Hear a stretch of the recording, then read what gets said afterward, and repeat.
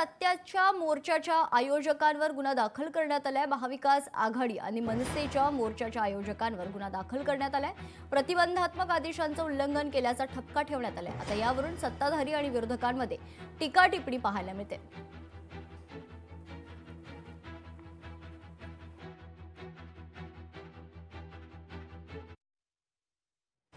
कायदा हा सर्वांना समान असलं पाहिजे।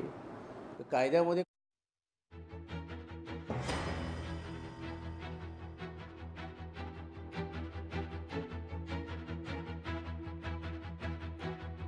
हा न बघता त्यांनी ती भूमिका मांडली पाहिजे होती। मग आज आमचा प्रश्न असा आहे की हा मुक आंदोलन जे झालं त्याला कुठची परवानगी होती? का नाही पोलीस अधिकाऱ्यांनी आणि तिकडचे असलेल्या संबंधित वरिष्ठ स्तरावरती असलेल्या लोकांनी याची दखल घेतली आणि स्वतः मंत्री महोदय त्याच्या बसतायत। म्हणजे निवळ तो एका पक्षाचा तो होता, पण राज्यघटनेचा संरक्षण करण्याचं काम ज्यांच्या हातामध्ये ते मंत्री पण त्यामध्ये सहभागी होताना आपल्याला पाहायला मिळालेलं आहे। आणि असं असताना प्रशासनावरती अप्रत्यक्ष दबाव आहे। मुळात माझा प्रश्न असा आहे, ठीक आहे आमच्यावर गुन्हा दाखल केला, काल भाजपने जो काय सोपट एक 4-5 लोकांना घेऊन जो मुकमोर्चा काढलेला, त्या मुकमोर्चाची परवानगी होती का? मग त्यांच्यावर गुन्हा दाखल झाला का? मग एकट्या मनसेवर आणि महाविकास आघाडीवर का गुन्हा दाखल झाला? आणि आम्हाला या केसेसचा फरक पडत नाही खरं सांगायचं तर।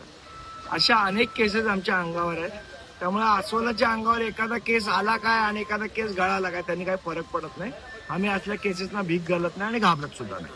संदीप देशपांडे आणि रोहित पवार यांना मला इतकंच सांगायचंय, भारतीय जनता पार्टीचा मोर्चा नव्हता तर आंदोलन होतं। आमच्या आंदोलनामुळे कुठेही वाहतूक कोंडी झाली नाही। आमच्या आंदोलनामुळे कुठेही सर्वसामान्य माणसाला त्रास झाला नाही। आमचं आंदोलन एका कोपऱ्यामध्ये बसून होतं। आम्ही मुंबईकरांना त्रास दिला नाही, आम्ही सर्वसामान्य माणसाला त्रास दिला नाही। ज्यांनी त्रास दिला त्यांच्यावर गुन्हे दाखल होत असतात। उगीच बोंबाबोंब करण्याचा प्रयत्न करू नये।